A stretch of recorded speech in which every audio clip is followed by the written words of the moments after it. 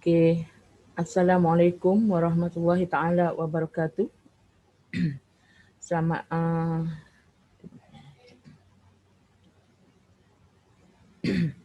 alhamdulillahirabbil alamin. Selamat petang lah. Okey. InsyaAllah hari ni sesi pembelajaran PDPR online ya, untuk norma baru bagi sesi kedua, iaitu pelajaran tauhid. Okey. Sebelum kita mulakan pembelajaran hari ini untuk tahun 6 pelajaran tauhid, kita mulakan dulu dengan bacaan doa belajar. Okey. Bismillahirrahmanirrahim. Rabbi syrahli sadri wa yassirli amri wahlul 'uqdatam min lisani yafqahu qawli. Bismillahirrahmanirrahim. Rabbi yassir wa la tu'assir. Rabbi tammi bil khair ya arhamar rahimin. Allahumma salli ala Sayyidina Muhammad wa ala ali Sayyidina Muhammad. Okey, alhamdulillah. Saya perkenalkan untuk pelajaran hari ini Tauhid tahun 6. Okey. Ustazah harapkan semua anak-anak semua semoga sihat, di bawah lindungan dan rahmat Allah Subhanahu Wa Taala. Okey. Mari kita mulakan. Baik. Okey. Pelajaran Tauhid tahun 6. Okey. Ni adalah terbitan buku ni diterbitkan, dicetak okey, oleh Dunia Ilmu Enterprise Sdn Bhd. Okey. Kemudian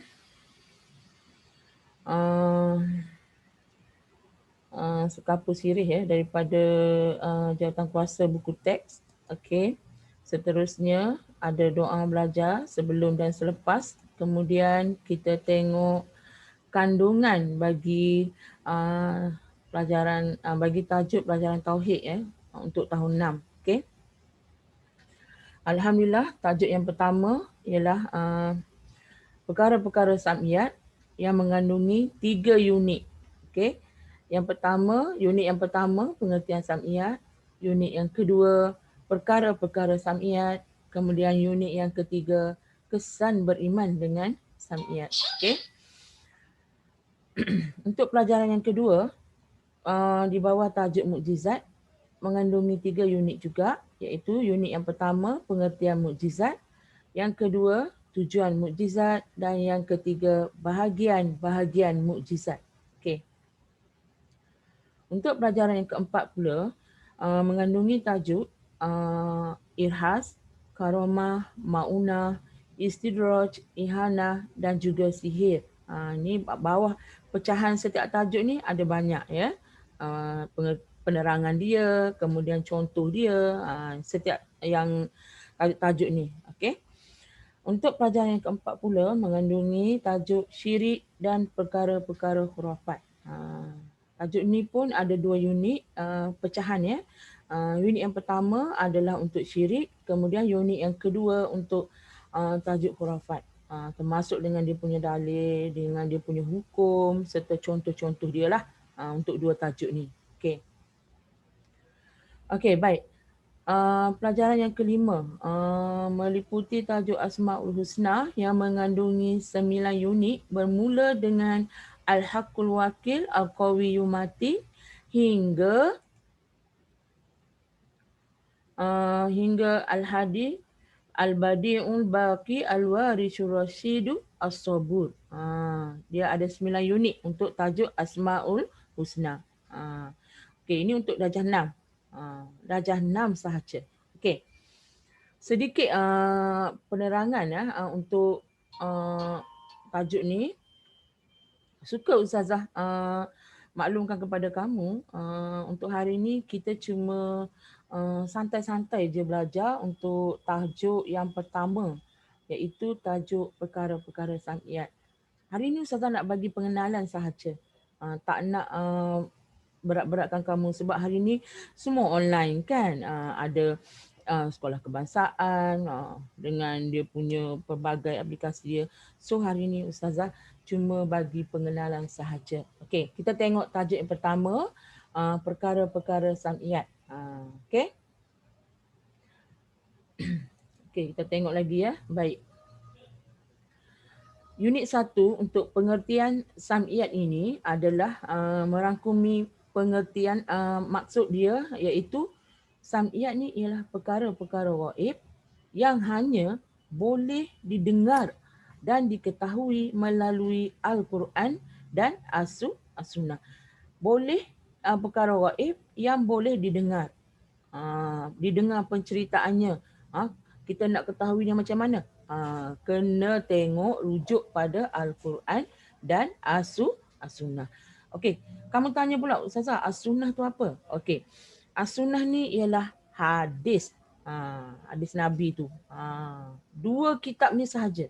Daripada Al-Quran dan juga As-Sunnah. Nak tahu tentang Samiyah? Rujuk kedua kitab ni. InsyaAllah kamu akan jumpa jawapannya. Okey. Yang kedua, ni dari segi pengertian dia. Apa pengertian Samiyah tadi?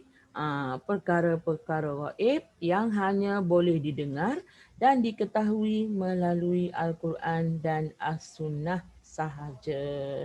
Okey. Baik. Seterusnya, kita pergi kepada hukum. Okey.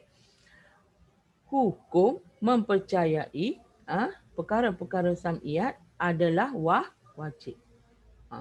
Hukum mempercayai perkara-perkara sam'iyat adalah wajib. Ni wajib. Okey.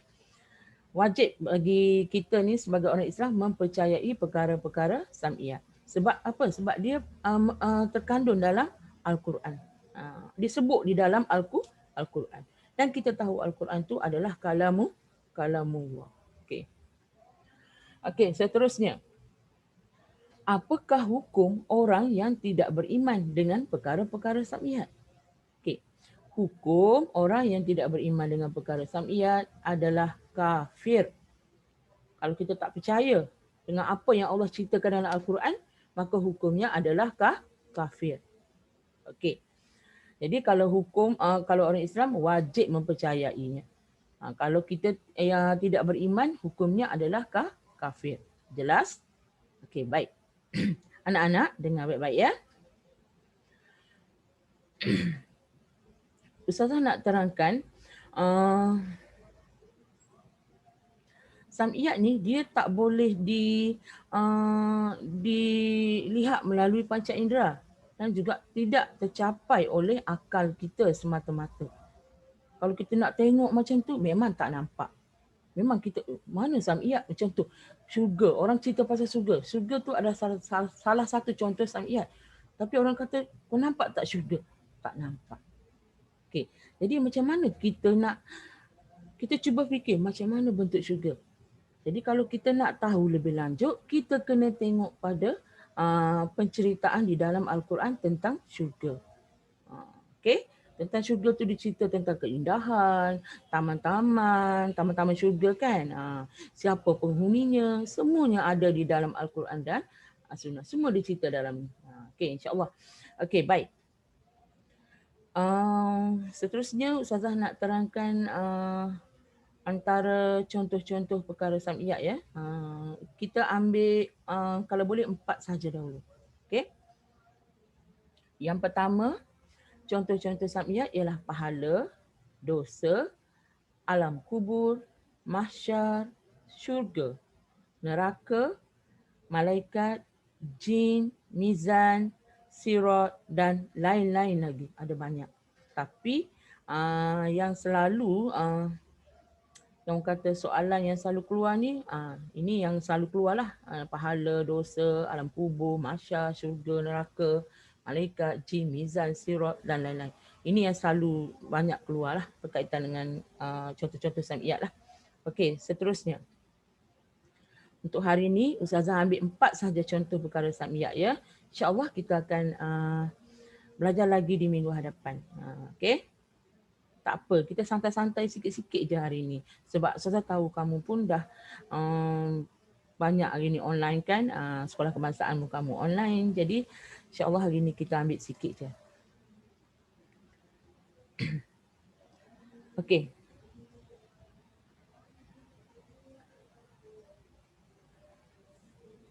Okey, hari ni kita tengok Sebelum tu kita tengok dalil sam'iyat dulu. Di mana firman Allah Subhanahu Wa Taala yang berbunyi daripada surah Al-Baqarah ya, ayat 3. Uh, Bismillahirrahmanirrahim. Allazina yu'minuna bil ghaibi wa yuqimuna as-salata wa mimma razaqnahum yunfiqun. Surah Al-Baqarah ayat 3. Yang bermaksud iaitu orang-orang yang beriman kepada perkara-perkara yang gaib dan mendirikan ataupun mengerjakan solat, iaitu serta membelanjakan atau mendermakan sebahagian dari rezeki yang kami berikan kepada mereka. Orang yang beriman ni siapa? Orang yang beriman kepada perkara-perkara gaib ni. Sam'iyat tadi itulah. Maka ianya adalah orang yang mendirikan solat serta membelanja sedekah ataupun derma daripada rezeki yang Allah berikan kepada mereka. Okey.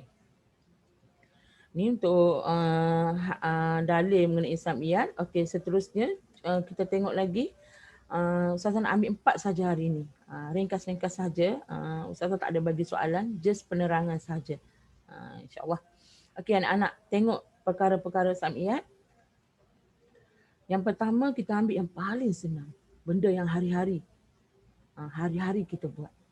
Hari-hari ada dalam kehidupan kita, iaitu tajuk pahala.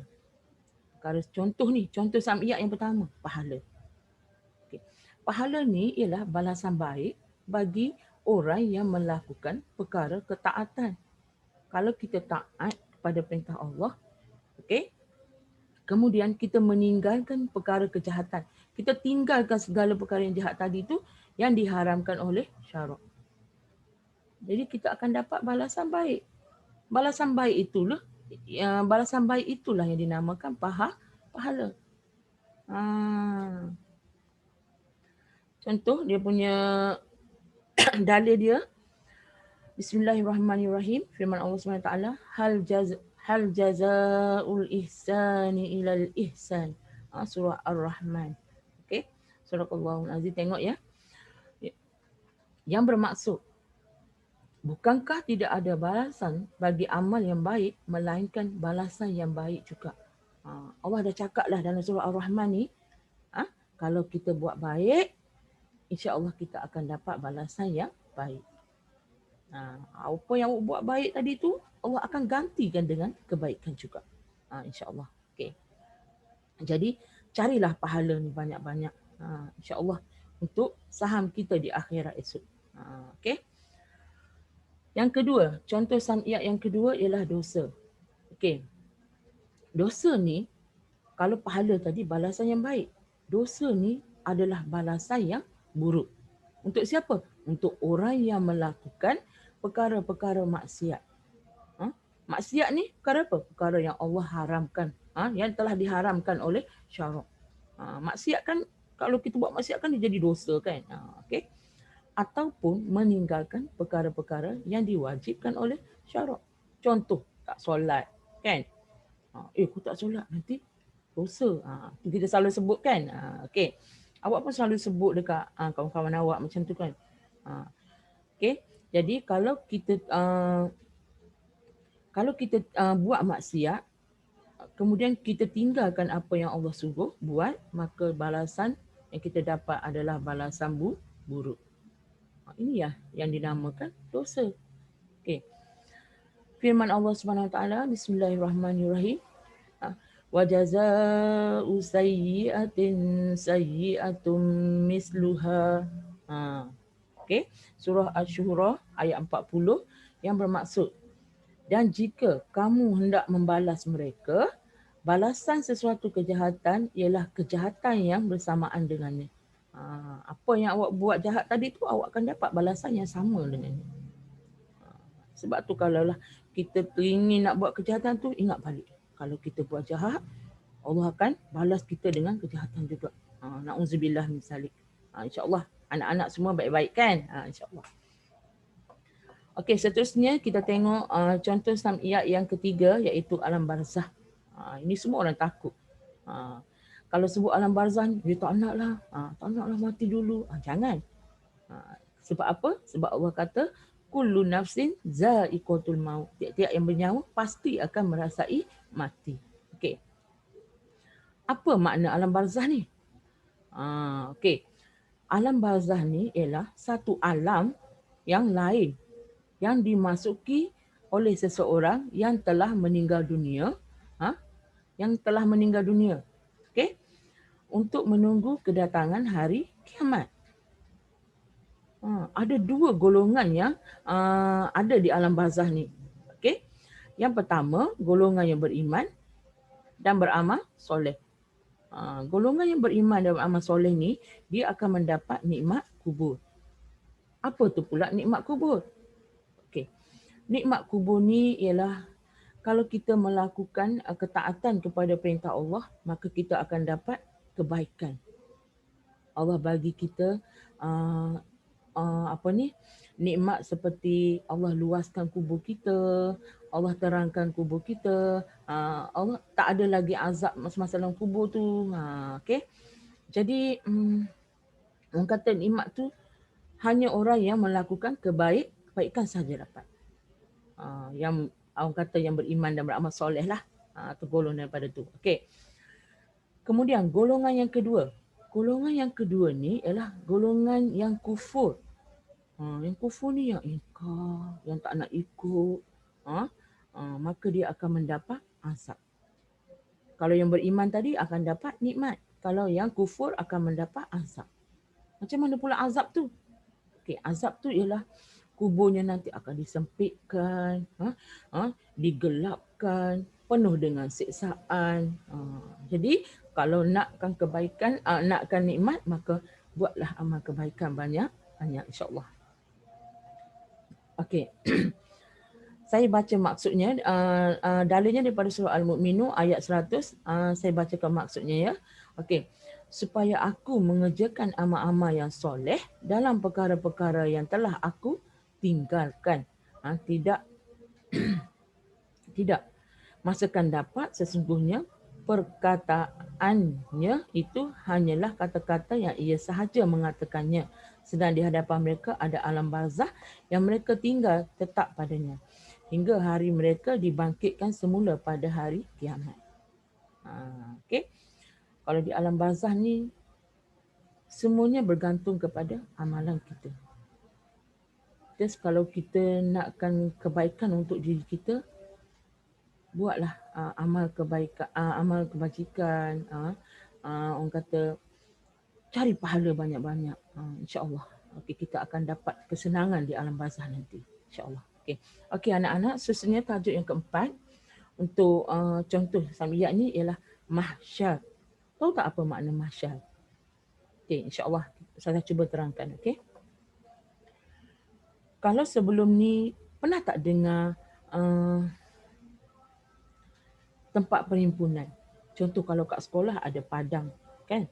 Ada tapak perhimpunan kat depan tu kan? Berhimpun semua pelajar sekolah. Selalunya pada hari Isnin kan, hari permulaan sekolah kan.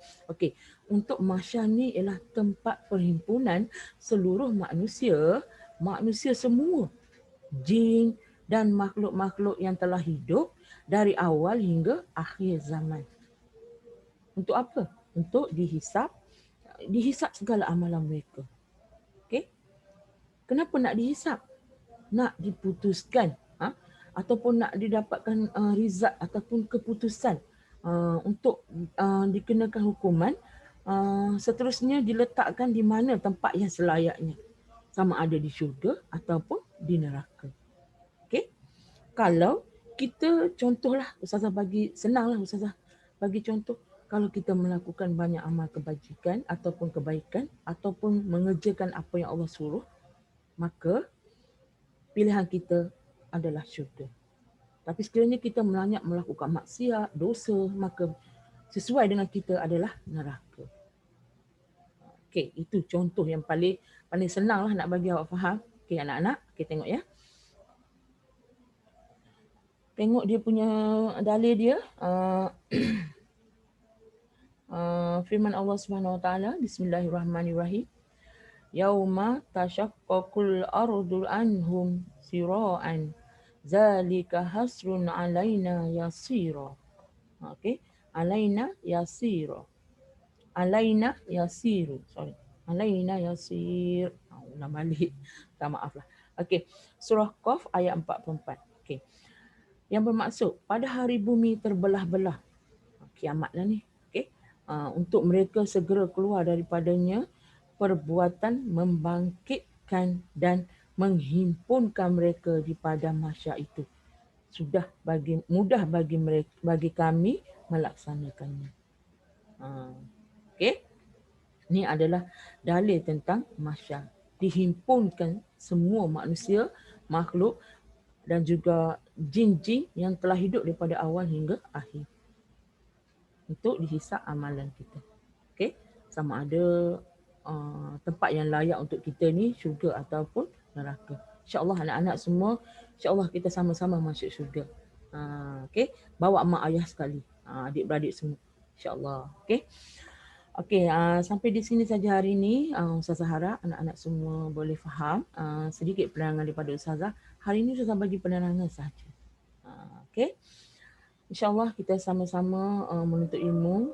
Mudah-mudahan apa yang kita pelajari hari ini diberkati oleh Allah Subhanahu Wa Taala. InsyaAllah. Okey. Ustazah sudahi dengan lafaz Assalamualaikum warahmatullahi taala wabarakatuh. InsyaAllah kita jumpa lagi di lain waktu ya. Okey, insyaAllah.